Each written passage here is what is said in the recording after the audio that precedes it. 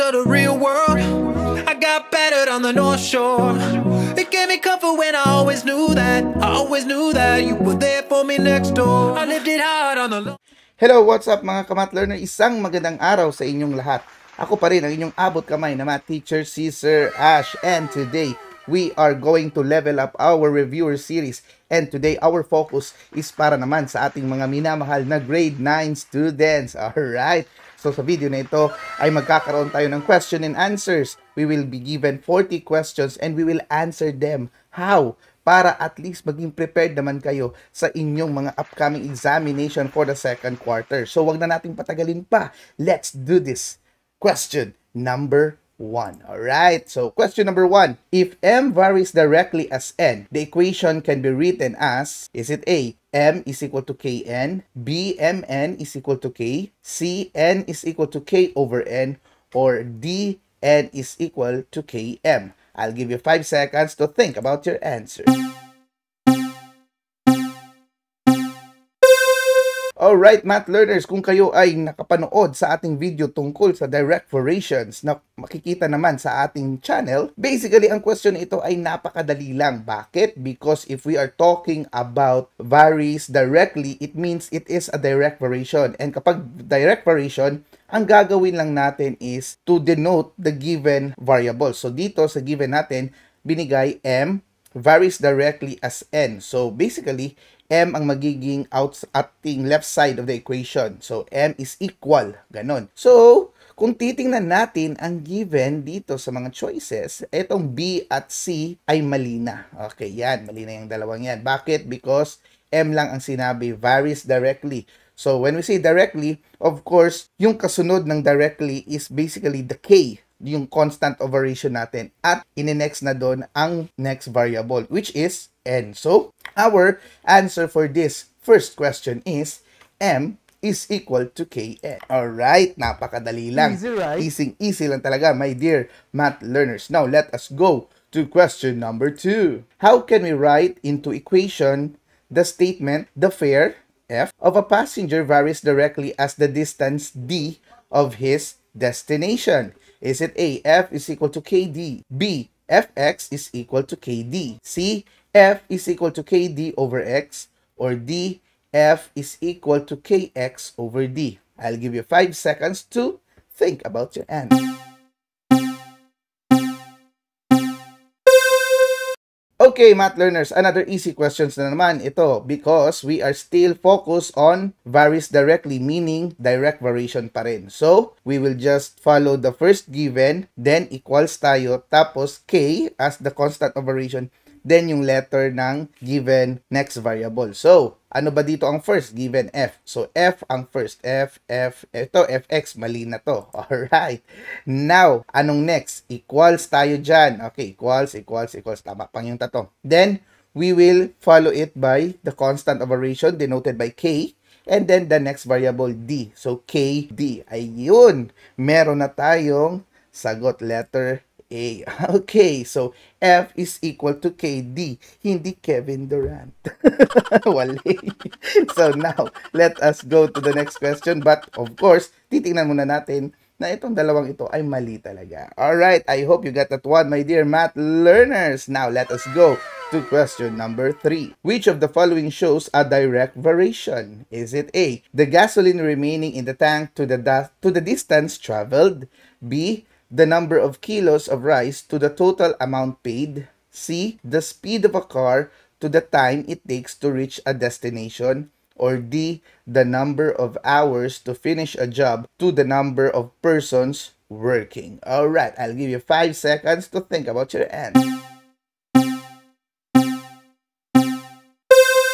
Okay, math learners, sa question naman na ito ay still focus on direct variation, and for us to know kung saan sa apat na situation ang tamang sagot, let us use our analytical thinking. Okay, mag-a-analyze tayo. So, para masagot natin yan, let us remember the relationship of the direct variation. So, in the direct variation, there are only 2 variables. Kapag umakyat yung isa, aakyat din yung isa. Or kapag dumami yung isa, dadami din yung pangalawang variable. Of course, at the same time, pag bababa yung isang variable, bababa din yung kabilang variable. Okay, so let's consider the relationship of the given choices. The gasoline remaining in the tank to the distance traveled. Okay, so ang gasoline, yung gas natin sa isang kotse, okay? So habang nagiging malayo ang ating distance, ano nangyayari sa gasoline na natitira sa ating kotse? So mas lumiliit. So therefore, habang lumalayo tayo, habang lumalaki yung distance, lumiliit na lang yung gasolina. Hindi ito direct. Alright, so mali ang letter A. How about letter B? The number of kilos of rice to the total amount paid. Okay, so mas mabigat or mas maraming kilo ng rice, mas malaki daw yung mababayaran mo. Kung konti lang yung kilo, konti lang din yung babayaran. Okay, this is aligned with each other. So basically, this is an example of a direct variation. Okay, ayun, tama na tayo.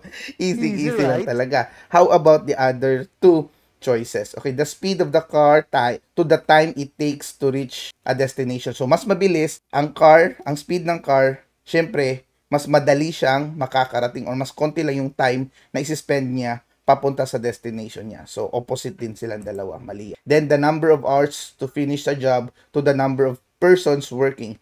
So, kapag may isang trabaho, yung tagal na matapos yung trabahong yun, kung maraming nagtatrabaho, mas madaling matatapos. Kung konti lang, mas matatagalan. So, opposite din sila. Okay, so mali pa rin yan. Alright, so I hope, my dear math learners, nakuha nyo ang question nito. Okay, so now, let us go to question number 4. In the relation y is equal to kx, what happens to y if x is doubled? Okay, is it A, y will be the same, B, y will be half of its original value, C, y will be lesser than its value, or D, y will be twice of its original value? Okay, 5 seconds to think about your answer. Okay, math learners, focus pa rin tayo sa direct variation. So this given relation, y is equal to kx, is an example of direct variation. So of course, kapag aakyat si x, aakyat din si y. So sinabi dito, what if kung idodoble natin ang value ni x? Anong magiging value ng y? So of course, dahil dinoble mo, hindi na yun magiging the same. Mali ang letter A. Okay, so ito namang letter B, maha-half ang original value. So, liliit. So, kung ito idodoble, liliit daw si y. Mali din yun. Alright. Kasi direct ang pinag-uusapan. Ito naman, y will be lesser than its value. Liliit din daw. Mali pa rin. Okay. So, itong letter D, we have y will be twice of its original value. So, therefore, kapag idodouble si x, magkakaroon din tayo ng double value of y. So, our correct answer is letter D. Alright, so easy lang talaga, my dear math learners. Now let us go to question number 5. The distance D in meters through which a freely falling body falls varies directly as the square of the time t it takes to touch the ground. Which of the following best describes the statement? Is it A, y is equal to ktx, B, d is equal to kt squared, C, d is equal to kx over t, or D, D is equal to K times the quantity T plus 2 all over Z. Alright, so I'll give you 5 seconds to think about your answer. Okay, math learners, itong question na ito ay under pa rin sa ating direct variation, but there is some catch. Bakit? Because in this direct variation, it is said here, square of the time. So, it means na kailangan nating i-multiply by itself ang ating time. So, t squared na tayo dyan. So, if that is the case, this kind of relationship is basically what we call direct square variation. So, we will have D as our distance varies, ayun, no? D varies directly. So, that will be D is equal. So, let's see kung meron man dito. Ayan, letter A, mali na ito. Okay. So, D is equal to K. Okay, yung constant of variation natin, and then the square of the time. So, square of the time is t squared. So, of course, kung titingnan natin sa remaining choices, letter B is the correct answer. Alright, easy lang talaga, my dear math learners. Ito, mali ito sa ilang dalawa. Itong letter C at D. Kasi hindi naman sinabing X. Wala namang X sa given. Okay, ewan ko, baka hindi pa siya naka-move on. Alright. So, let us go to the next question. Question number 6. Which of the table describes an inverse variation? Okay, is it A, this table of values, B, this table of values, C, ganitong table of values, or D, itong table of values? Okay, check sa mga table of values dyan, mga kamath learner. Alright. And think about ano ba ang ibig sabihin ng inverse variation. So, saan dyan ang good example ng isang inverse variation? I'll give you 5 seconds to think about your answer.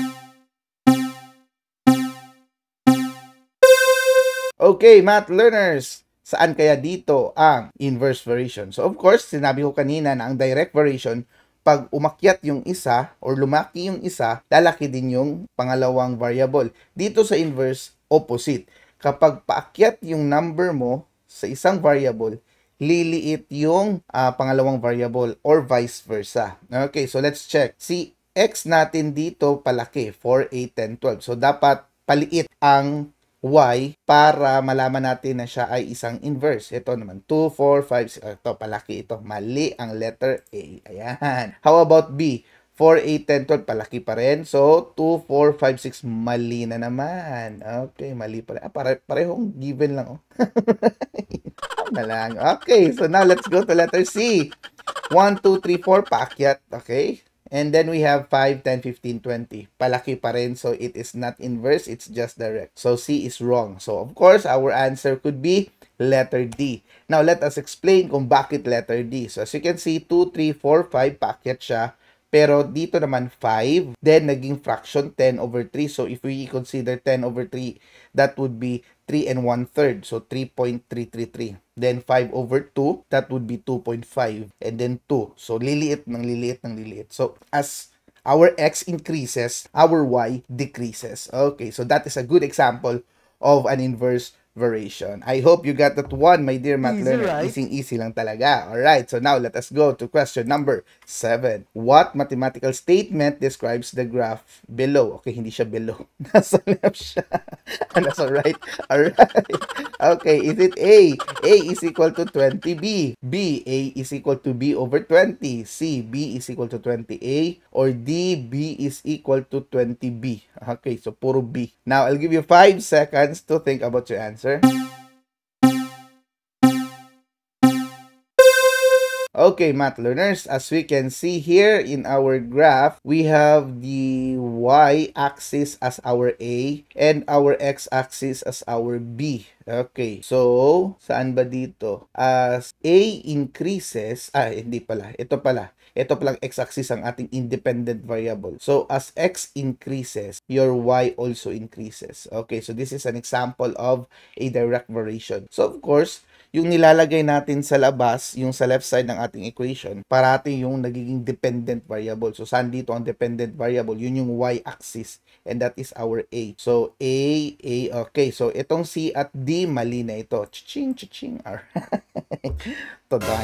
Mali talaga yan. Okay, now let us go to the two remaining choices. So, this one is an example of direct. This one is an example of, yes, still direct, pero divided by, yung constant of variation niya is 1 over 20. So, of course, let us check. Kung titingnan natin, pareho silang dalawang direct, pero ito naging 20, tapos naging 40, tapos naging, okay, so by 20, multiplied by 20 ang pag-change niya ng point. Okay, so therefore, times 20, hindi divide 20. Okay, so we already know that the correct answer is letter A. Alright, easy lang talaga, my dear math learners. So of course, mali ang letter B. Now let us go to question number 8. X varies directly with y such that when x is equal to 15, y is 5. What is y when x is equal to negative 3? Is it A, 5, B, y is equal to negative 3, C, y is equal to negative 1, or D,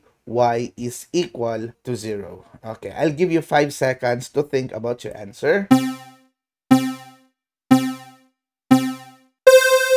Okay, math learners, for this question, medyo magkakaroon tayo ng solving, alright? So, first things first, so we will have here, kailangan nating i-translate muna ang ating statement. Itong x varies directly with y. So, this is an example of direct variation. But, since x varies directly, si x ang ating magiging, tawag dyan, dependent variable. So, we will have here, x is equal to ky. Okay, I hope that is clear, my dear math learners. So, sabi dito that our x is 15 when y is 5. So, what will be our y if our x is negative 3. So if that is the case, my dear math learners, we need to consider first the value of our constant of variation. So if ever our y is 15, okay, so 15 daw ang y, our k hindi pa natin alam.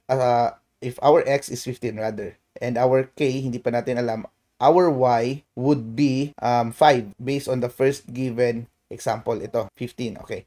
So now let us solve for the value of k. So of course, ang gagawin mo lang dyan is to multiply k and 5. So that will be 5k. And then you solve for the value of k by dividing both sides by 5 para makancel out ito at k na lang ang matira. Tama. So 15 divided by 5, that would be positive 3. But question, did we answer the problem? Not yet, kasi k ang na-solve natin, hindi yung y when x is negative 3. So if that is the case, my dear math learners, we will write again our formula for that one. So that will be ky. And then we will use our second given. So ang x natin negative 3. So dito natin ipapalit yan siya, hindi sa loob, hindi dito. Okay, dito kasi kung ano yung given, yun din yung isa-substitute mo. Then since our k na-solve na natin, that is 3. So papalitan na din natin ito ng 3. Then yung y ang nawawala. So, in order to solve for the value of y, we just divide both sides by 3. Okay. So, we cancel this one, and then y na lang matira dito sa right side. Negative 3 divided by 3. The answer for that one is negative 1. So, as we can see, this is 5, this is negative 3, this is negative 1, this is 10, as 0. So, our correct answer is negative 1. So, for other students dyan na iniisip nila, sir, pwede mo namang i-ratio and proportion ito. Yes, you can do that one also, lalo na sa direct variation. Okay, but I'll just show you the step-by-step way in solving this para at least maging true to all sa ating mga students na yung hindi masyadong familiar sa ating ratio and proportion. Okay, so, of course, the correct answer for this given equation or problem is letter C. Ayan. Okay. Wow na wow talaga. Okay, so A, B, and D are wrong. Alright, now let us go to question number 9. Z varies directly with the square of t such that Z is 12 when t is 2. What is Z when t is negative 1? Ayun. So, Z is equal to 1 for letter A. B, Z is equal to 3. C, Z is equal to 5. Or D, Z is equal to 10. Okay? I'll give you 5 seconds to think about your answer.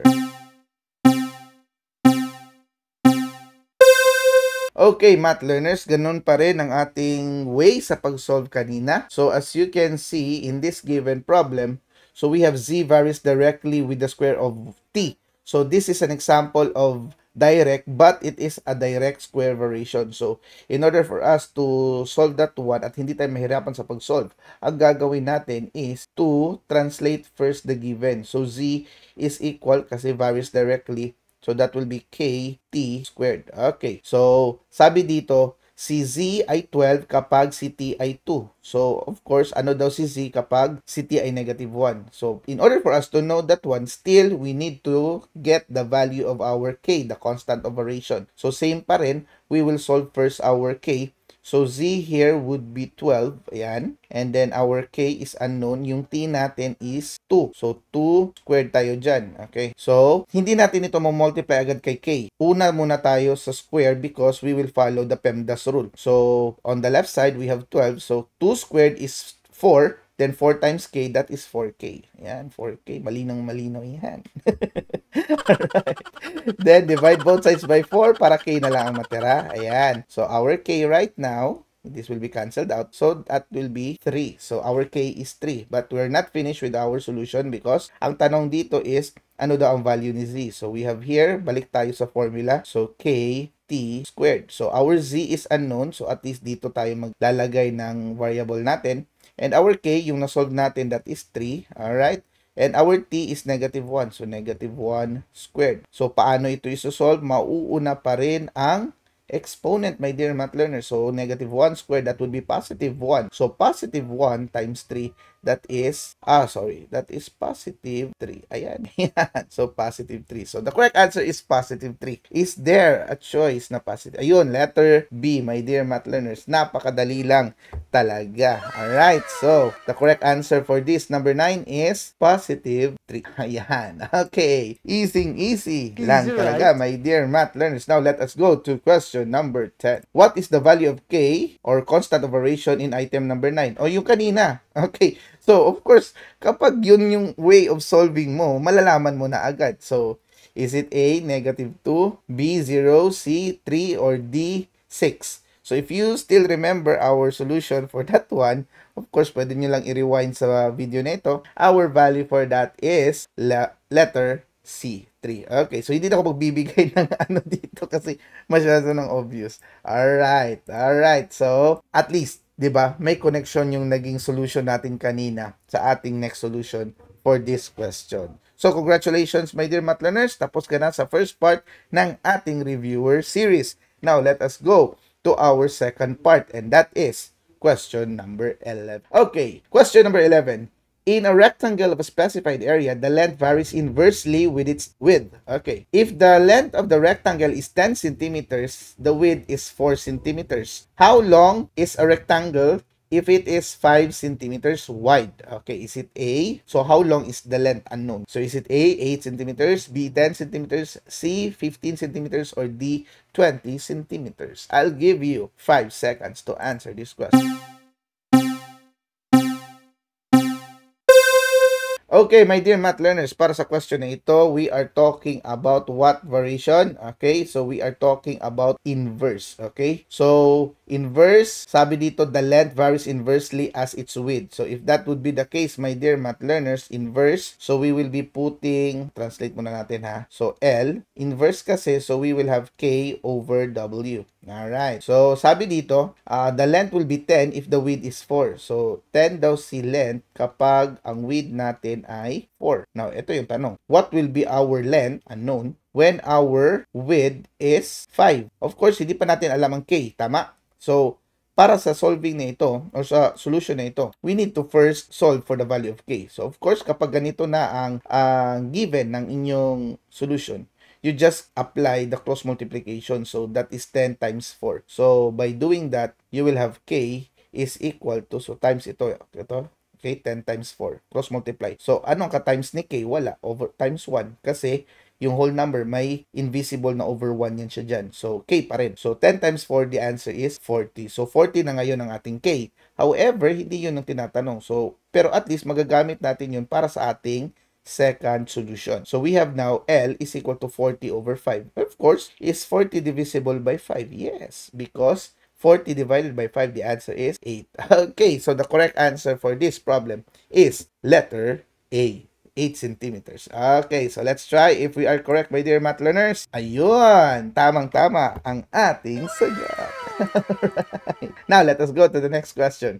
Question number 12. The time T takes to construct a highway varies directly as the length of the road, but inversely with the number of workers. If it takes 50 workers and 8 weeks to construct 2 kilometers of highway, how long will it take 80 workers to construct 15 kilometers of highway? Alright, is it A, 30.5 days, B, 35.7 weeks, C, 37.5 weeks, or D, 39.2 weeks? Okay, I'll give you 5 seconds to answer, and I'm sure hindi to makaya ng 5 seconds lang, but let's just try. Alright, so let's try to finalize first our mind in order to actually solve this problem. Okay, my dear math learners. Okay, ready na kayo? First things first, pinakamagandang practice talaga kapag varies or sinusolve mo is variation. The first thing you should do is to translate the given statement into an equation. Okay, so first, let us translate first the time T. So, T tayo dyan. Okay, so T. Ayan, T. T takes to construct a highway, varies directly. Okay, varies directly. So, K na tayo dyan. Okay. On the length of the road. Okay, so length of the road, that could be the distance. Alright, so D tayo dyan. Okay. But inversely with the number of workers. So, inversely. So, meron itong inverse. So, may W tayo dyan. So, it means that this kind of variation is a combined variation. Merong direct at meron ding inverse. So, combined variation ang tawag dyan. So, how do we solve this one? So, sabi dito sa first statement, it takes 50 workers. So, ito yung W, 50 workers and 8 weeks. So, ito yung time, 8 weeks, to construct 2 kilometers. Ayan. So, therefore, if we try to solve for the next situation, we need to get the value of K, yung constant of variation. So, if that is the case, we will first substitute the first given numbers or given values to our translated equation. So, our time here for the first is 8 weeks. So, that will be 8 here. Right? 8 equals our K, hindi pa natin alam. Then 2 kilometers, so that will be our distance. Okay, 2 kilometers. And then for the W, for the number of workers, that would be 50. Okay, so 50. So ito yung first situation. So kailangan muna nating ma-solve ang ang value ng K. So again, meron na naman tayong cross multiplication dito. So yung 8 na whole number, may over 1 yan siya dyan. So 1 times K times 2. So, that will be 2K. Okay, 2K yan siya dito sa... Pero ito naman, 8 times 50, that will be 400. Okay. So, did we get the value of K? Hindi pa because may 2 pa ang katabi ni K. So, we will divide both sides by 2. So, therefore, 400 divided by 2, that will be 200 as our K. Okay. Nano na itong K natin. Alright. Now, did we answer the problem? Not yet. Kasi, tanong dito, how long will it take? How long? So, yung time ang nawawala. So, time pa rin ang nawawala dito. Will it take 80 workers? So, 80 workers. So, ito yun. Dito yun sa baba. Then, 15 kilometers of highway. So, we have now our K. Ito yun. May K na tayo. So, we have here 200. Okay. Multiplied by our distance. Ito na yung bago. Okay. So, that is 15 kilometers. Okay. 15. Divided by the number of workers, that would be 80. Alright. So, continuing the solution, 200 times 15, I think the answer for that is 3,000. Okay. Divided by 80. So, as you can see, maraming zero sa taas. Then, meron isa sa baba. Pwede mo ma-cancel out ang zero na yan para hindi kayo mahirapan. So, you can have 300 divided by 8. Okay. So, using a paper and pen, 300 divided by 8. So, 8, 3, hindi pwede. So, 30. So, 30 divided by 8, we could have 3 kasi 24. Okay. So, kung if this is 24, may 60, may 6 pa natira, bring down 0. So, 60 divided by 8, that would be 7. Kasi 56 kay 7. Then, magdadagdag tayo ng decimal place if ever may another 0 na naman. So, that would give us 56. Then, meron pa matira na 4. So, 4, bring down 0, dagdag 0, index. So, that is 40 divided by 8. That would be 5. Okay, so 37.5. Ayun! So, meron tayong sagot dito na 37.5. Okay, so we already answered the problem. Hooray! Okay. Yes! Wow na wow tayo dyan. And I'm sure kayang-kaya nyo ito, my dear math learners. You just need to practice and practice in order for you to get the correct answer. Okay, so letter C. Ayun, tama nga tayo. Alright. So, not very hard if ever you already know or you know how to solve the problem. Okay, so you need to practice, my dear math learner. Now, let us go to question number 13. Which of the following tells how many times a given quantity is taken as a factor? Madali lang to. Is it A, exponent, B, base, C, variable, or D, numerical coefficient? I'll give you 5 seconds to answer this question. Okay, my dear math learners, sabi dito, how many times taken as a factor? So, sa madaling salita, ang gagawin mo is, ano daw yung nagsasabi kung ilang beses mo imumultiply sa sarili niya ang isang number? Okay, or yung isang quantity. So, of course, yung ganyan na, na attribute is under, very good, letter A, exponent. Alright, so B, base, mali ito sila, B, C, at, okay? Easy lang talaga, my dear math learners. Now, let us go to question number 14. Which of the following is not equal to 1? Ayan, madali lang to. 0 exponent. So, we have here the quantity cube root of negative 1 to the power of 0. We have here 5 to the 0, y to the 0. We have here square root, the fourth root, letter C, the fourth root of 12x to the power of 0. Or D, 6 to the power of 0. Okay, 5 seconds to answer this problem. Okay, my dear math learners, ang question na ito ay napakadali lang. Okay, sa given choices natin, ano ba ang focus nito?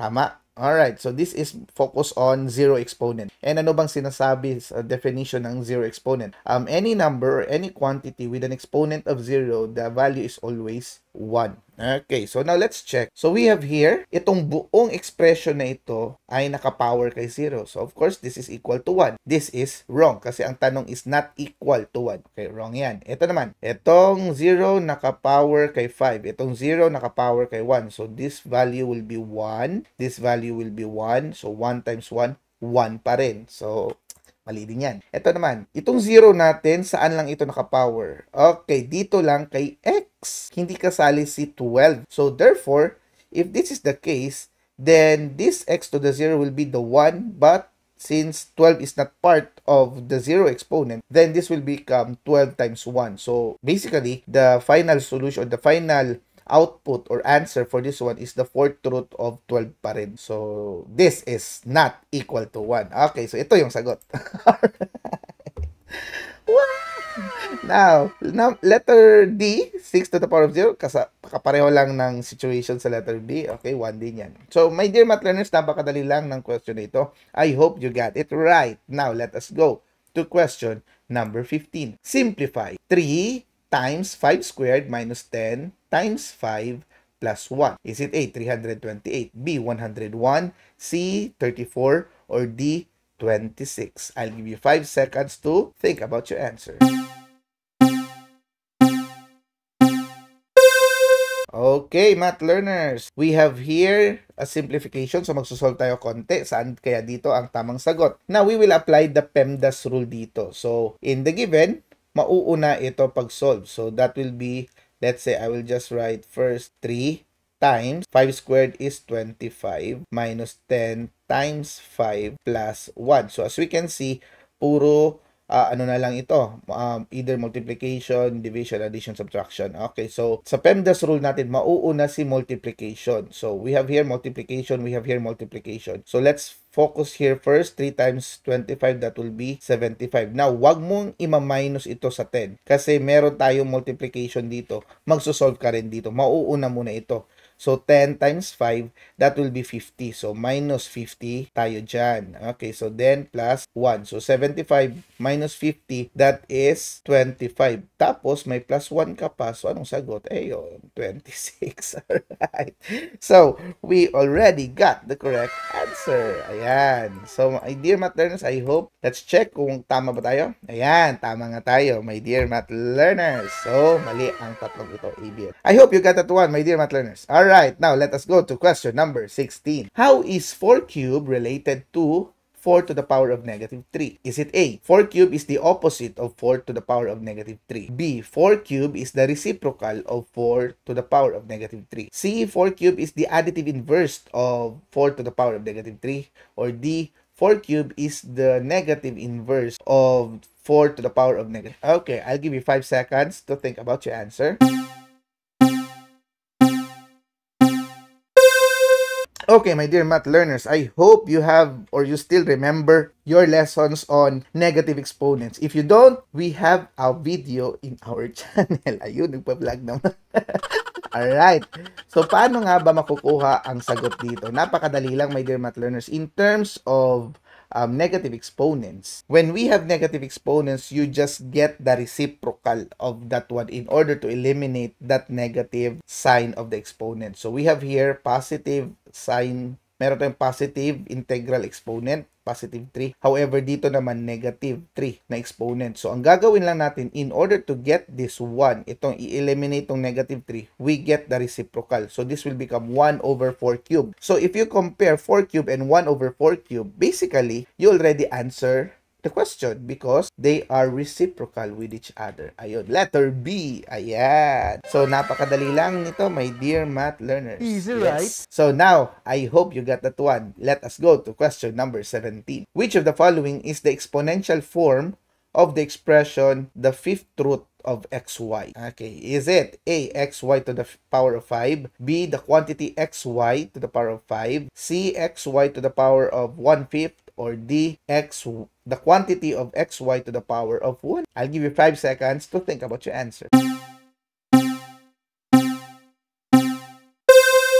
Okay, math learners, napakadali lang ng question na ito. Bakit? Kasi this is just rewriting radical to rational exponent. Remember that if you have a radical expression, this can be converted into a rational exponents. According to the rule, the index of your radical exponent, that will be the denominator of your rational exponent. And the numerator will be the exponent inside the radicand. Okay, so ito yung radicand natin. So ano yung exponent nito? So wala tayong nakikita. Understood, it is 1. So 1/5 ka na agad. So A and B are wrong. Alright, I hope you get it 1. Now, saan sa dalawang ito ang tamang sagot?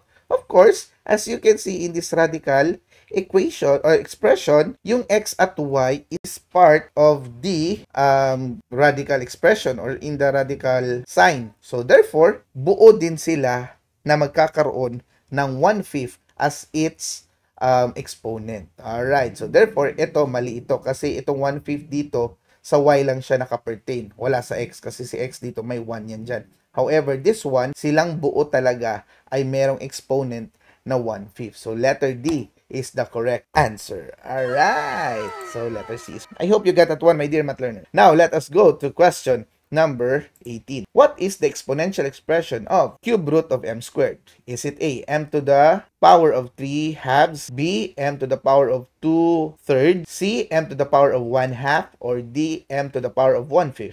Okay, 5 seconds to answer this question.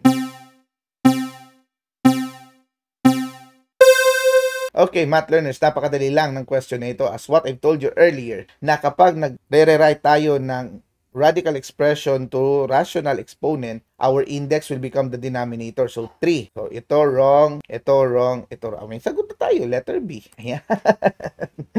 Ayan. Okay, so, ito naman sila, mali. Alright, so, I hope you got that one, my dear math learners. Now, let us go to question number 19.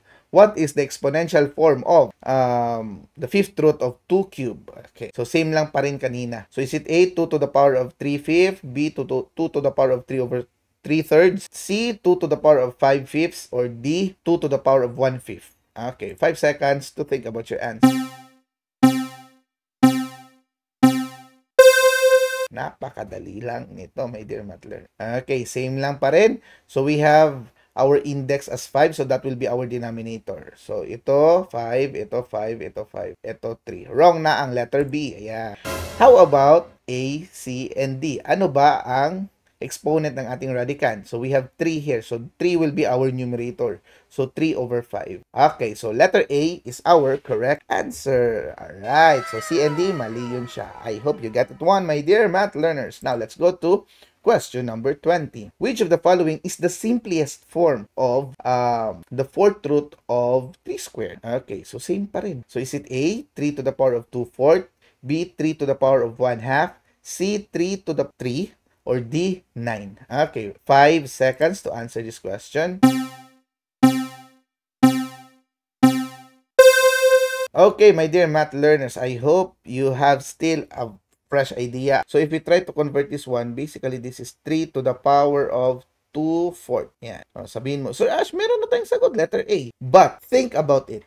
2/4 is a fraction that can still be simplified into its lowest term. So 2/4 is equal to, very good, 1/2. So our final answer here is letter B. Ayan. So, I hope hindi kayo ma-confuse sa question na ito. Okay, my dear math learners. Ayan. So, letter B is the correct answer. Okay. Easy lang talaga. Now, congratulations, my dear math learners, because you are already halfway of our discussion for our review series for grade 9 in preparation for the second quarter. I hope you will still continue to listen on our remaining half of the reviewer series. Now, let us go. Question number 21.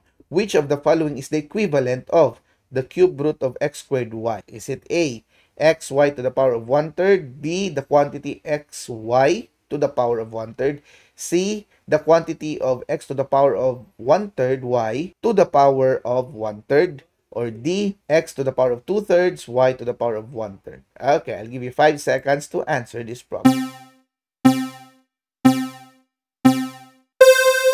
Okay, math learners, paano nga ba sasagutin ito? So basically, we already have this one. Okay, I'll just show you kasi para makita nyo at least step by step talaga. So we have here our index. Okay, so 3. So we have yung buo ng nasa loob ng ating nasa sa loob ng ating radicand is x squared y. So, this will be, itong 3 magiging denominator yan. Okay? So, what will be our numerator? So, since ito ay isang buo, so that will be 1. Okay. Now, as you can see, hindi kapareho ito dito. Kasi ito, almost kapareho na, pero may square dito sa loob. Okay? So, can we say na wala sa choices ang sagot? Basically, my dear math learners, this final answer can still be simplified kasi naka-parenthesis pa ito. We can still apply the power of a power rule. So, we can multiply the 1/3 to each of the given or each of the exponents inside the parenthesis. So, we have 2 here and itong y naman, meron siyang invisible na 1. So, if we multiply 2 and 1/3 to each other, that will give us x to the power of 2/3. Okay. And if we multiply 1, itong sa y times 1/3, that will give us y to the power of 1/3. And if we can see to our choices, ayun, may kapareho na siya sa letter D, my dear math learners. Alright. So, try natin kung tama ba tayo sa letter D. Ayun. So, tama nga tayo, my dear math learners. Yes, easy pa rin ang question na ito. So, I hope you got that one, my dear math learners. Okay. So, now let us go to the second question in our second half. Question number 22. How can we write into mathematical expression the statement, the product of cube of x and square of y raised to the exponent of 1/2? Okay, is it A, 2x, the quantity 2x plus, hindi ko nababasahin kasi malalaman nyo na yung sagot. Is it A, this one, B, this one, C, this one, or D, this one? Okay, I'll give you 5 seconds to answer. Alright, my dear math learners, paano nga ba ito sasagutin? So, of course, cube of x. Paano mo i-translate ang cube of x? That is x cube. So, may x cube ba dito? Ito, mali na ito. Walang x cube. Ito, x squared. So, mali din yan. Ito, mali din. Okay, so, we already got the correct answer. That's letter B. Alright. So, my dear math learners, I hope you got that one. Question number 23. Which of the following expression will be used as a multiplier to rationalize the expression 1 over square root of 2? Is it A, 2, B, 1/2, C, square root of 2, or D, square root of 2 over 2? Okay, I'll give you 5 seconds.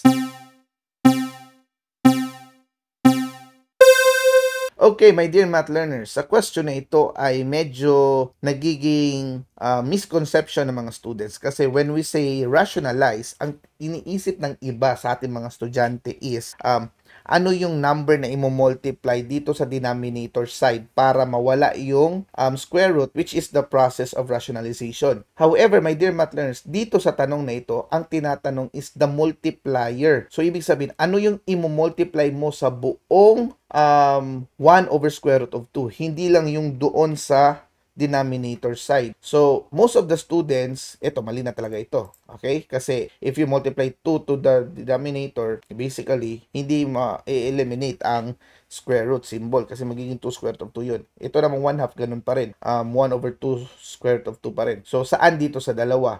Most of the students, ito yung pinipili nila. Kasi if you multiply this one dito sa denominator, magiging square root of 4 and the square root of 4 is positive 2. May eliminate nga yung square root symbol sa denominator side. That is, if you multiply it to the denominator side. Multiplier ang tinatanong dito. So, what you do in the denominator, you also do it in the numerator. So, ganun lang yun, my dear math learner. So, therefore, you need letter D. Square root of 2 over square root of 2.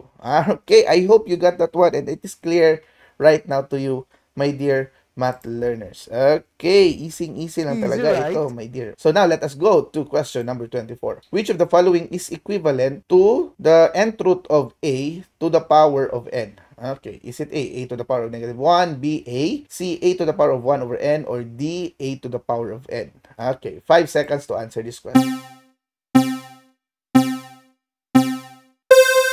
Okay, math learner, isa ito sa mga napakadaling question. Bakit? Kasi kung alam mo itong i-rewrite into its rational exponent, so this radical expression, ito yung magiging denominator, ito yung magiging numerator. Tama? Okay? So, magiging A to the power of n over n yan. So, if we try to change this one, magiging A to the power of n over n yan. And of course, according to the rule, anything that is the same from the numerator and denominator, you can cancel them. But when you cancel them, of course, it doesn't mean na magiging 0 yun. Because any number divided by its identical, the answer for that one will be a to the power of 1 or a. Alright, easy lang talaga, right? My dear math learners. So our answer for this question is letter B. Ayun. I hope you got that one, my dear math learners. Now, let us go to question number 25.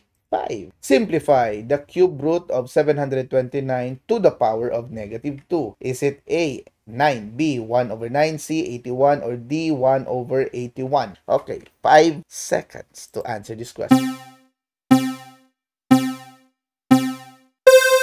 Okay, math learners, paano nga ba sagutin ang question na ito? I hope hindi kayo mawalan ng interest sa pag-solve ng ganito ng mga problems. So, pag ganito mga problems, my dear math learners, ang ginagawa nito is we just tend to simplify. So, paano nga ba natin makukuha? So, as you can see, 9 and 81 are the numbers here. So, itong 729, malaking number ito, tama? But you are already given with a choice na nasa multiples of 9 ang given. So, if we try 9 times 9, that is 81, and 81 times 9, that is 729. So, if that is the case, we can say that this one, the cube root, okay, the cube root, 729 is basically 9 to the power of 3 kasi 9 times 9 times 9 yun. Okay, to the power of negative 2. So, if we simplify this, kapag meron kang index at saka exponent sa radicand na magkapareho or divisible with each other, you can divide them. So, 3 divided by 3, that is 1. So, you can cancel them already. Ito, makakancel mo na yan. So, the answer for this one is 9. Pero, dahil meron ka pang to the power of negative 2 sa labas, you need to still simplify this one. So, 9 to the power of negative 2. And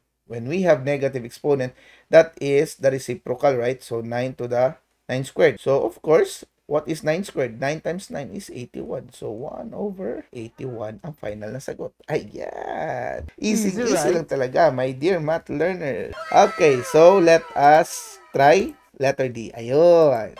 So, we have the correct answer. I hope you got that one, my dear math learners. And if you do have inquiries or misconceptions about these topics, you can also write it to our comment section below. And I'm sure I will be reading that in the future, and I will also answer or reply to your inquiries. Okay, let's go to question number 26. The following statements are true except, okay, so lahat sila tama except hanapin yung false. Is it A, x to the power of negative 2 is y is equal to y over x squared? B, ito palang B. B, the quantity of 9x to the power of 0 is 1. C, the cube root of negative 1 is equal to 1. Or D, x to the power of 1/2 over x to the power of 1/4 is equal to x to the power of 1/4. Okay, so I'll give you 5 seconds.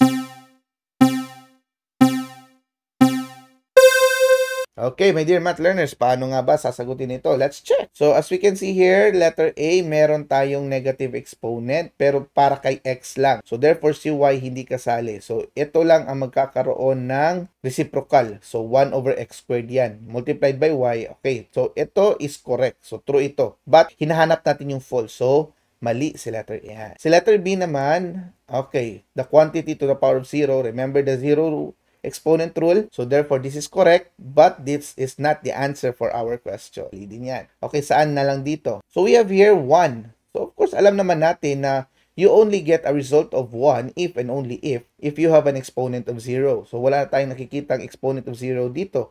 So, therefore, this given equation is wrong. So, that is the correct answer for our question. So, letter C is the right answer. Ayan. So, letter D, using the quotient rule, tama din ito. Okay, so I hope, my dear math learners, you got that one. Question number 27. What is the simplest form of the fourth root of 32x to the power of 10? Is it A, 3 cube root of 2, B, 3x cube root, square root of 3, C, 2x squared, the fourth root of 2x squared, okay? Or D, 4 cube root of 4. Okay, I'll give you 5 seconds to answer this problem. Okay, my dear math learners, I will give you a simple quick tip on how to check the invalid answers for this one. So you have here the given expression. This is an index of 4, right? So we have choices here, index of 4, index of 2, index of 3. Okay. So is there a possibility that when you divide something or you canceled out something from 4, it will become 3? Okay, wala. Kasi because if you divide something with 4, it will become an even number. If you canceled it out with a bigger number, still even number pa rin ang lalabas. So therefore, letter A and letter D is already wrong. Okay. I hope you got that one. Now, paano natin isi-simplify ito? Okay, so let's try. So, for first and foremost, pwede mo itong i-translate, my dear math learner, into a expression. So, yung 32, ano ba ang base ng 32? So, 32 is basically has a base of 2 because it is a power of 2. So, 2 times 2, 4 times 2, 8 times 2, 16 times 2, 32. So that is 2 to the power of 5. So we can write here the fourth root of 2 to the power of 5. Okay, extend lang natin to. Then x to the power of 10. Okay. So when you divide this one, so 5 divided by 4, that is 1, right? So it means that a value of 2 to the power of 1, that is the answer. But there is a remainder of 1. So may matitira pa ring value of the fourth root of 2 to the power of 1. Kasi 5 divided by 4, that is 1, remainder 1. So ito na yun, 1, nasa labas na. So yung base niya, 2 pa rin. Okay, I hope you got that one. And then we have here 10 divided by 4, that is 2, but remainder 2. So that base will be still x. So the answer 2 will be here outside the radical expression. And then yung 2 na remainder matitira sa loob. Okay. So therefore, if you simplify this one, this will become 2x squared. Hindi na natin kailangan isulat pa ang to the power of 1. Fourth root of 2x squared. Meron ba yan sa choices? Ayun, meron nga. Ayan. So therefore, the correct answer for this problem is letter C. Ayan. Alright. So I hope, my dear math learners, hindi kayo nahirapan sa question na ito. If you do so, I still have videos in our channel. Puntahan nyo lang ang laws of exponent and also the radical expression. Marami doon. Meron ding law of radicals doon. Okay, so I'm sure kayang-kaya nyong matutunan yon at napakadali lang ng pagkaka-explain ko doon. Okay, question number 28. Given the radical expression, the square root of 18 over 81, what is the simplified form? Is it A, square root of 10 over 9, B, square root of 2 over 3, C, square root of 30 over 15, or D, square root of 15 over 9? Okay, I'll give you 5 seconds to answer this problem. Okay, math learners. So, paano nga ba sasagutin ito? Wala, ang dali lang. Isi-simplify lang natin ito siya. Okay, so paano? As you can see, 18 and 81 is, or are numbers divisible by 9. So, we can get the lowest term of this one. So, this will become, or pwede din, ganito. There are two ways. I will show you the two ways. First is, I will simplify it by lowest term. So, 18 over 81, if we divide this by 9 from each of the numerator and denominator, this will become the square root of 2 over 9. Okay. And then, we have, syempre, nasa loob pa ito ng square root. So, may square root ba si 2? Wala. May square root ba si 9? Meron. So, therefore, si square root of 2 matitira sa square root symbol. Pero si 9, the square root of 9 is 3. Okay, so meron ng sagot. Ito na yun. Okay, so letter B. Another way is by breaking it down. So, itong square root of 18 over 81, pwede mo siyang ihiwalay. So, magiging ganyan, square root of 81. Of course, the square root of 81 is 9. However, yung 18, pwede mo pang i-break down into square root of 9 and square root of 2. And then, the square root of 9 will become 3 square root of 2 over 9. And then you simplify 3 over 9 and that is 1/3. So therefore, square root of 2 na lang matira sa numerator, 3 sa baba, and they are just the same. Okay. So I hope, my dear math learners, that is very clear to you. So there are a lot of ways to kill a chicken, okay, or to cook a chicken. Okay. So basically, you can choose anything as long as you follow the same law of radicals. Alright, so the correct answer for this problem is letter B. Okay, so let's try. Ayun nga, my dear math learners, napakadali lang. Okay, question number 29. Given the expression 2 to the power of 12 over 5, x squared to the power of 5 cubed, 5 thirds rather, which of the following is its simplest form? Okay, is it A, x to the 4th cube root of 4x, B, x squared cube root of 12x, C, 16x cube root of x, or D, 2x cube root of 26x. Okay, so I'll give you 5 seconds to finalize your answer for this one.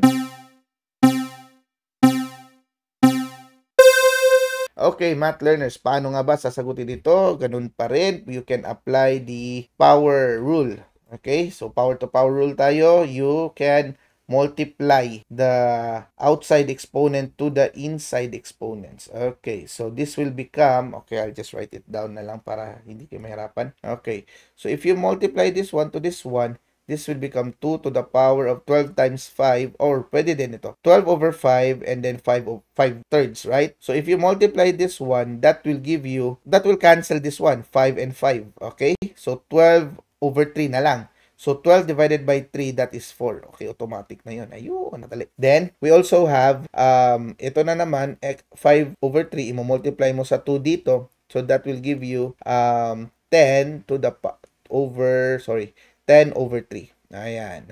Okay. So, 2 to the 4th, that is 2 times 2 times 2 times 2. So, that is 16. Ayun, may sagot na. Okay. So, alam na natin ang sagot agad. Kung gusto mong tapusin, pwede din. Okay, 16. So, 10 divided by 3, that would be 3 and 1/3, right? Kung gagawin natin siyang mixed number. But of course, pwede mo ihiwalay yan siya. So, 16x cubed, tapos yung 1/3, magiging x and 1/3 yun. Giving you 16x cubed, tapos convert mo ito into radical. So, that would be cube root of x. And this is, yeah. Okay! Easy lang talaga, right, my dear math learners. So, let's try whether we are correct. Ayun nga. So, itong tatlo, ta-dang! Alright, so I hope you got that one, my dear math learners. Now, let us go to question number 30. Which of the following expression is not correct? Okay, is it A to the power of 1/2 is equal to square root of A? B, the quantity AB to the power of 1/5 is equal to the 5th root of AB. C, the quantity x cubed y to the power of 5 to the power of 1/2 is equal to the square root of x cubed y to the power of 5. Or D, 8 to the power of 3/2 is equal to cube root of 8 squared. Okay, I'll give you 5 seconds to answer this question. Okay, my dear math learners, this is an example of conversion from radical expression to rational, or rational to radical expression. Okay, so as we can see, remember I said earlier that in the rational exponents, yung denominator will be the index kapag ginawa mo na siyang radical expression. So, if this is our denominator, this will be the index. So, square root 2, okay, correct. So, this is correct. But, hindi ito ang sagot ng question natin. So, mali. How about here? Ito, 5 ang denominator. So, 5 din ang index. Then, buo, kinuha sa AB. Okay. Correct ito na expression, but this is not the correct answer for our problem. Then, how about this one? Squared. Okay. So, 2 din dito sa ating index. Then we have x cubed y to the 5th. Okay, so this is also correct. Therefore, letter D is the wrong answer. But for our question, this is our correct answer. Alright, my dear math learners. I hope nakuha nyo ang play of words ko doon. Okay. So, question, bakit naging mali ang itong letter D? So, as you can see, denominator dito ay 2. But, pagdating dito sa index, naging 3 na. So, na-interchange siya. Mali siya doon. That is wrong. Alright. Now, congratulations, my dear math learners. You already have finished part 3 of our reviewer series. Now, let us go to the last part of our discussion. Question number 31. Simplify the square root of 48 minus the square root of 27. Is it A, square root of 3, B, square root of 7, C, square root of 6, or D, 2 to the square root of 5? I'll give you 5 seconds to answer this question. Okay, my dear math learners, paano nga ba sasagutin ito? So, alam naman natin na sa rule ng radicals, in the operation of radicals, when we are dealing with the subtraction of radicals, bawal kang mag-subtract ng mga expression, radical expression na hindi pareho ng radicand. Okay, however, we can simplify this. Bakit? Because the square root of 48 can be broken down by 16 and 3. Kasi 16 times 3 is 48. And sa 27 naman, pwede mo ito i-broken down by 9 and 3 din. So, if you simplify this one, the square root of 16 is 4 square root of 3. The square root of 9 is 3 square root of 3. Now, they now both have the same radicand. So, there are like terms na. So, pwede mo na silang pagsamahin. So, 4 minus 3, that will be 1 square root of 3, or rather, square root of 3. And that is letter yan. Letter A. Very good, my dear math learners. I hope you got that one. So, B, C, at D ay mali. Okay, question number 32. What is the result when square root of 192 is subtracted from square root of 48? Is it A, negative 12 square root of 3, B, 12 square root of 3, C, 4 square root of 3, or D, negative 4 square root of 3? Okay, I'll give you 5 seconds to answer this. Okay, math learners, para sa question naman na ito, napakadali lang. Ang gagawin lang natin is to solve, syempre. Alright, so paano nga ba ito isa-solve? Of course, let's try to translate. Square root of 192 is subtracted from. So therefore, siya ang taga-subtract. Square root of 48. Okay. So now, I'm sure medyo hesitant kayo mag-solve dito kasi, Sir Ash, medyo malaki naman ang number kasi 192, hindi namin alam kung paano i-broken down ang 192. Okay, I'll give you some tip, my dear math learner. Check your choices. As you can see in your choices, we have square root of 3, square root of 3, square root of 3, square root of 3. Therefore, the factor of this one is also having square root of 3. Okay, so kung pwede mo i-divide ito by square root of 3, yun ang magiging partner niya sa pag-broken down mo. So, this is 48, right? So, 48 divided by 3, that is 16. Ayan, okay. Now, ang 192 naman, kapag i-divide sa 3, basically, that would be 64, I think. Kasi 19 divided by 3, that would be 6. Yeah, 64. Tama ako. Okay. So, simplifying, square root of 16, square root of 3, minus square root of 64, square root of 3. Square root of 16 will become 4, square root of 3. Yung square root of 64 naman, magiging 8, square root of 3. So, pareho na sila, merong the same radicand, which is square root of 3. So, 4 minus 8 ka na lang diretso, and that is negative 4. So, is there negative 4 in our choices? Ayun, meron, negative 4. So, we already answered this problem. Alright. So, let's check. Yun nga, tama nga tayo. So, A, B, and C are wrong answers. Okay, I hope, my dear math learners, nakuha nyo yun. Now, let us go to question number 33. Which of the following is the rationalizing factor to simplify the expression the cube root of 5 over the cube root of 4x squared? Okay, is it A, the cube root of 4x squared, B, the cube root of 2x, C, the cube root of 4x squared, or D, the square root of 2x squared? Okay, I'll give you 5 seconds to answer this problem. Okay, my dear math learners, in this kind of problem, first things first, I'll give you a clue. We are talking about cube root, okay? Now, if you are finding a rationalizing factor, ito yung sinasabi nila, ano yung imo-multiply mo sa denominator side, okay? So, cube root ang pinag-uusapan, cube root din ang ipang-multiply mo, syempre. So, therefore, this C and D, mali na yan. Ayan. So, dalawa na lang. Okay, now, check this out, my dear math learners. 4x squared. Ang 4 ay hindi perfect cube. Ang x squared naman hindi perfect cube ng cube root. Alright? So, but, ito sila ay mga perfect squares. So, isang factor na lang, isang root na lang ang kulang nito. Ano ang mga factors or ano yung mga perfect cubes natin sa number? Di ba meron tayong 1, 8, 27. Okay? So, talking about that, yung una talaga na pwede kay 4 is 8. So, ano ang kailangan ni 4 para maging 8? That is 2. Anong kailangan ni squared para maging x cube? Isang x lang. Okay, so therefore, our final answer will be letter B. Ayan. So, napakadali lang ng question na ito, my dear math learners. Easy, right? Easy lang talaga. Now, let us go to question number 34. Simplify 3 square root of x times 4 square root of 3x times square root of 6x. Ayan, nabubulol na si Sir Ash. Okay, is it A, 36x square root of 2x, B, 25 square root of 3x cubed, C, 42 square root of 3x, or D, 50x square root of 6. Okay, I'll give you 5 seconds to answer this problem. Alright, my dear math learners, let's try to solve this one. So, pag multiplication of radicals naman ang pinag-uusapan, yung mga nasa labas, yung mga coefficients, yun ang imomultiply mo. Yung mga radicals, yun din yung imomultiply mo. Okay, so let's check this out. Here we have our radicand x, our radicand 3x, our radicand 6x. Okay, so therefore, 3 and 4 lang ang mga coefficient natin na nasa labas. So, we have 3 times 4, that would be 12. Okay. Of course, the square root, yan. So, puro na itong mga square root sila. Automatic, you don't need them to be the same radicand kasi sa multiplication, you just multiply them directly. So, but also applying the product rule. So, x times 3x times 6x. So, 3 at 6 lang ang numbers dito. So, 3 times 6, that is 18. Ayan. Then, x times x times x, that will be x cubed. Okay. So, of course, ang index nito ay 2. And 18 can still be broken down. So, that will be 12. And then, our 18 there will be 9 and 2. Once broken down, and then the x cubed can still be broken down into x squared and x. Okay, so by simplifying, that would become 12. The square root of 9 would be 3. The square root of 2, square root of 2 pa rin. The square root of x squared is x na ngayon, and the square root of x is still square root of x. So ito mga nasa labas ngayon, ito na sila.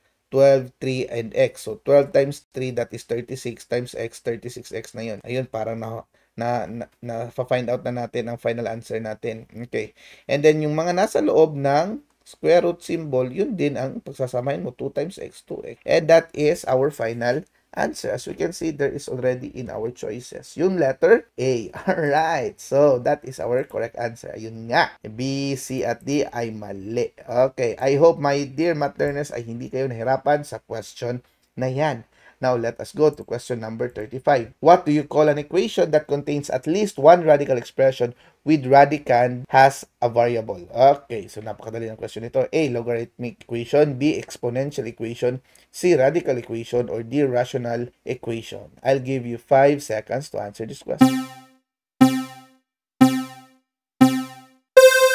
Okay, my dear math learners, sa walang kahirap-hirap na question. Okay, this question, sinabi naman, nagbigay na siya ng clue. It contains a radical expression. Oh, it is an equation na merong radical expression. So, pagsasamahin mo lang, radical equation. Hey, alright. Easy right? Talaga, my dear math learners. Now, let us go to question number 36. Ayun. Which of the following are radical equation or equation? Is it 1, cube root of x equals 4, B, square root of x plus 2 is equal to 6, C, cube root of x minus 1 minus 3 is equal to 1, or D, 5 is equal to the square root of x plus 1. Is it A, 1 only, B, 1 and 2 only, C, 1, 2, and 3 only, or D, all of the above? Okay, I'll give you 5 seconds to answer this question. Okay, my dear math learners, in order for us to know kung ano nga ba ang ibig sabihin ng radical equation, ito ay isang equation gumagamit ng equal sign, okay? Equal sign, equal sign, equal sign, equal sign. Okay, check. Gumagamit ng equal sign, pero yung variable ay nasa loob ng isang radical symbol. Variable nasa loob ng radical. Nasa loob, to nasa loob, ito nasa loob. So, lahat sila meron sa loob. Therefore, all of them are the correct answer. Letter D. Napakadali ng question na ito. Question number 37. What is the value of x in the radical equation? The cube root of x is equal to 4. Is it A, 4, B, 16, C, 64, or D, 114? Okay. 5 seconds to answer this question. Okay, my dear math learner, para sa question na ito, napakadali lang because you can do trial and error. You don't need to solve for this one. Papalitan mo lang ang choices mula dito sa x. Tapos, kung meron siyang cube root or if it is a perfect square, perfect cube, na kung saan ang sagot ay 4, then that is the answer. So, what do you mean by perfect cube? So, that is a number when you multiply 3 times to itself, yun yung perfect cube. So, yung times mo ng 3 times to itself, yun yung yung cube root niya. So, given here in our radical equation, our 4 is the root. So, 4 times 4 times 4, basically, the answer for that is 64. Because the cube root of 64 is 4. Ayan. Napakadali lang ng question na ito, my dear math learner. Now, let us go to the next question. Question number 38. Which of the following is true about the solution of the radical equation x minus 6 is equal to the square root of x? Ayan. 1. It has no solution. B. It has one solution. C. It contains extraneous solution. Or D. 4. It has 2 solutions. Okay, the choices are 1 only, B. 2 only, C. 4 only, or D. 3 only. I'll give you 5 seconds to think about your answer. Okay, math learners, for this question, ang gagawin natin ay very simple lang. So, basically, what we will do is we need to solve. Kasi, ang sinasabi dito is that it is asking where among these 4 is the correct solution of this given equation. So, if we try to solve this one, we have x minus 6 is equal to to the square root of x. Ayan. So, of course, if we will try to isolate the value of x, kahit ilipat natin si x dito sa kabila, my dear math learners, hindi natin masasubtract ang square root of x to x because we cannot subtract a radical equation sa isang coefficient in which it is a variable. So, therefore, in order for us to solve this kind of problem, we need to eliminate first the square root symbol. So, how do we do that? So, first, we will get the square of both sides. Okay. If we square both sides, the left and the right, we will be canceling the radical expression dito. Okay. So, makakancel yan siya, giving us x. And then, if we try to solve x, the quantity x minus 6, so that means it will be expand. So, x minus 6, alright, times x minus 6 tayo dyan. Okay. And then, we will be applying the FOIL method. So, ano ibig sabihin ng FOIL? First, outer, inner, and last. So, x times x times negative 6 times x, and then negative 6 times negative 6. So, that will give us x squared minus 6x minus 6x, that will be 12x, and then positive 36 is equal to x. So, now, what we will do is we will get the standard form kasi ito ay isa ng quadratic equation. So, we will transpose our x in the right side to the left side. So, giving us x squared minus 12x minus x plus 36 is equal to 0. Of course, if we simplify that one, we will have x squared minus 13x plus 36. Yan ang magiging standard form natin. So, how do we know if this given equation has one solution, two solution, no solution, or extraneous solution? So, pinakamadaling way para malaman natin yan, my dear math learner, is to use the discriminant. So, the b squared minus 4ac. So, kung b natin dito, ito yung negative 13. So, that is negative 13 squared minus 4 times our a, that is 1, katabi ni x squared, and our 36, which is our c. Okay. So, 13 squared, that would be 169. So negative 13 squared, I think that would be 169. Okay. Then positive na tayo, right? Then minus, so 36 times 4 kasi 4 times 1 is still 4. So 4 times 36, that is 36 plus 36, that is 72. 72 times 2, that is 144, I think. Yan. Okay. So kapag i-minus natin ito, this will be 169 minus 144, giving us, I think, that will be 5, and this will be 2. So, therefore, this is a perfect square. So, that is why this answer will give us a 2 solution, plus minus 5, diba? Ang magiging square root nito. So, we will have a 2 solution. So, saan dito ang may 2 solution? Ayun. Ang sagot ay letter C, 4 only. So, our 4 only. Ayan. So, of course, itong 1, 2, at 3, ang sagot dyan ay mali. Okay. So, I hope, my dear math learners, nakuha nyo ang question na ito. So, now, let us go to the next question. Gail wants to find the radius of a spherical tank given its surface area. Ito yung formula. Which of the following formulas can she use to solve for the radius? Okay. Is it A, R is equal to 2 pi over the square root of SA, the surface area times pi. B, the radius is equal to the square root of the surface area times pi over 2 pi. C, R is equal to the square root of SA times pi. Or D, the radius is equal to SA times pi times D. Okay, so I'll give you 5 seconds to answer this problem. Okay, my dear math learners, napakadali lang ng question na ito. First things first, we are talking about this formula, right? Okay, so therefore, kapag itong formula pinag-uusapan natin, walang D. So, bakit may D ito? So, mali na itong letter D. Yan, mali na yan. Next, paano daw natin isosolve ang R? Okay, so basically, ang gagawin mo lang dito is to get para mong i-derive ang equation in terms of R. So, i-isolate mo ngayon ang R squared or ang R na lang. So, kung titingnan natin, let's just get here ha. Ililipat natin itong 4 pi sa kabila. Now, if that would be the case, pwede lang nating i-divide ito siya. Okay? So, ililipat natin ang 4 pi R squared. So, we divide both sides by 4 pi. Ayan. Para ma-cancel out ang 4 pi dito. Pero R squared na lang ang matira. Now, if that would be the problem, hindi pa tayo tapos kasi ito SA over 4 pi. So in order to eliminate the square root here, we need to square root both sides of the equation. So we cancel this one, r na lang ang matitira. Now, having this said, meron tayong SA, yung surface area, square root of 4 pi. But our final answer, hindi tayo pwede magkaroon ng square root or radical symbol sa denominator side. So, itong square root ng 4, meron naman. So, that is 2. However, yung pi natin, hindi pwede. So, kailangan natin siyang irrationalize by multiplying pi, square root of pi, to the numerator and denominator. Giving us, if we have pi multiplied to the SA, that will become SA times pi. And then, yung pi naman dito, yung square root of pi multiplied by square root of pi, then that will become the square root of pi squared. And if you simplify that one, that will become pi na lang. So, this will be our final derivative. Is this one of our choices? Ayun, letter B. Oh, wow! Okay.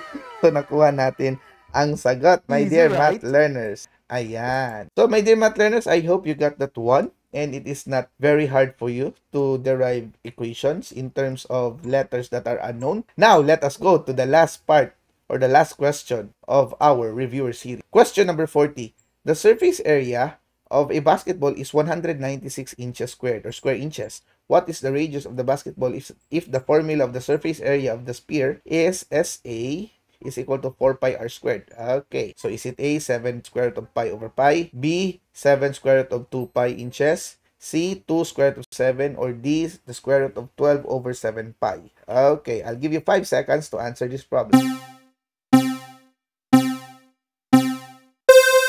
Okay, my dear math learners, para sa katanungan na ito, ang gagawin lang natin ay magsusolve. Okay, so we will follow this formula. So, given na natin na ang surface area is 196. So, pwede nating i-substitute ang SA natin, surface area, into 196. Okay, so equals tayo dyan sa 4 pi. Tapos, yung nawawala daw ay yung radius, tama? Yeah, so ganun pa rin. So, basically, we divide both sides by 4 pi para ma-solve ito. So, 4 pi tayo dyan. Okay, so, ang matitira na lang dito ngayon is r squared. Okay, so 196 divided by 4, that will give us, 49. Okay, over pi. 49 over pi. Pero r squared pa ito. So, therefore, we square root both sides. Okay, so magiging 7 over square root of pi over r. Now, wala ito sa choices natin. Tama? Because this final answer is not yet final because meron pa tayong radical sign sa denominator side. So, ang gagawin natin dyan, my dear math learners, is to rationalize. We multiply it both sides from numerator and denominator, giving us 7 square root of pi over pi. Okay. Ayun, letter A ang sagot dito, my dear math learners. Okay. Yes, natapos tayo. So, I hope you got that one, my dear math learners. The correct answer for question number 40 is letter A. Ayan. So, my dear math learners, congratulations dahil natapos mo ang reviewer series para sa grade 9 students and in preparation para sa second quarter exam. I hope na magkakaroon kayo ng malaking score sa paparating na exam. I wish you all the best, my dear math learners. If you do have some questions, feel free to ask me anything. Lagay nyo lang sa ating comment section below. If you do like this kind of videos, I hope you can also help our channel grow by sharing and liking this video. Ito pa rin ang inyong abot kamay na math teacher, si Sir Ash. And always remember, it is fun to learn mathematics if we are together learning. Thank you so much. God bless and keep safe always. I got a taste of the real world. I got battered on the North Shore. It gave me comfort when I always knew that. I always knew that you were there for me next door. I lived it hard on the long road. I ran through every single zip code.